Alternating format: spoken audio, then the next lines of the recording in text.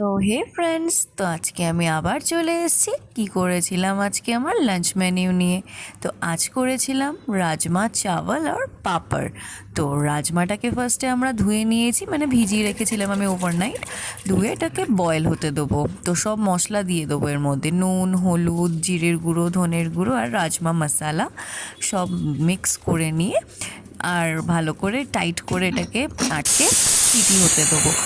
তো 10টা মতন সিটি হতে দিয়েছি, একটু গ্রেভি গ্রেভি মতন হবে, তাহলে বেশিটা না।